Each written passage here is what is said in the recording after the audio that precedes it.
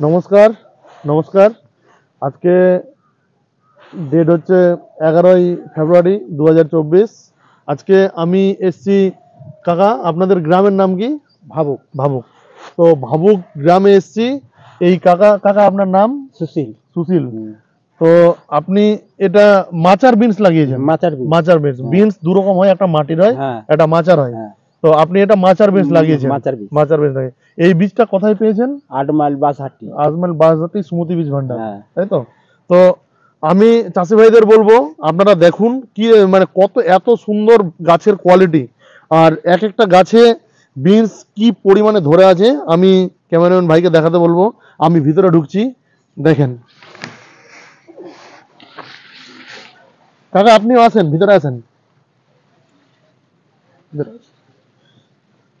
এখানে বসেন। আজকে মাঠে না আসলে আমরা বুঝতে পারি না যে বা জমিতে না গেলে বুঝতে পারি না যে এত সুন্দর বিনস। আপনি দেখেন প্রতিটা গাছে মাটির নিচ থেকে বিনস আছে, দেখেন এত থোকার থোকা বিনস ধরে আছে। এখন কেবল শুরু হয়েছে। বাজারে কি রেট পাচ্ছে? 30 টাকা। তাহলে এখন বর্তমানে বাজারে রেট আছে 30 টাকা কিলো।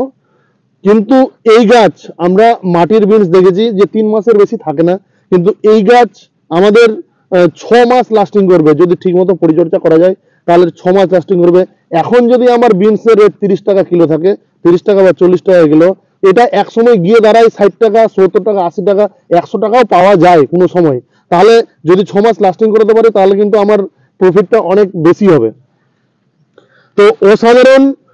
আজকে পরিশ্রম না করলে কিছু হয় না।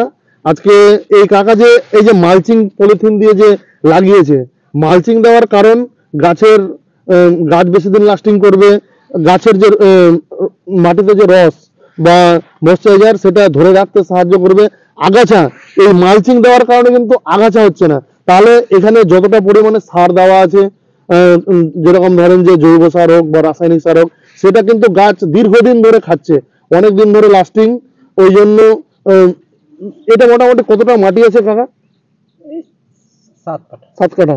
তো এখন যদি 30 টাকা পাই, আমি 30 টাকা হলেও এটা কিন্তু মোটামুটি আমি 50,000 টাকার মতো ধরছি যে 50,000 টাকা হবে। কিন্তু যদি রেট বেশি পায় তাহলে কিন্তু এটা 1 লাখ টাকাও চলে যেতে পারে। তো আপনারা এই বিনস লাগান, অসাধারণ। মানে দেখেন কি হারে ফল, তুলনা করা যায় না যে এত ফল এক একটা গাছে। কিছুটা বিনস কাকা একটু হাতে নেন তো, বিনসের কোয়ালিটিটা আপনাকে দেখাই।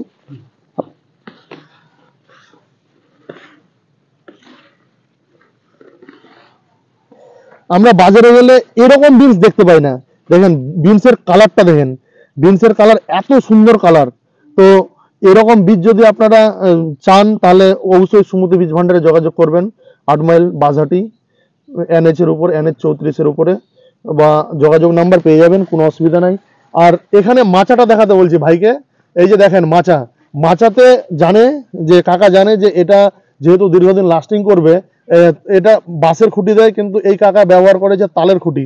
এটা দীর্ঘদিন লাস্টিং, বাঁশ হয়তো 1-2 বছরে বাঁশ নষ্ট হয়ে যেতে পারে, কিন্তু এটা আমার 5 বছর চলে যাবে।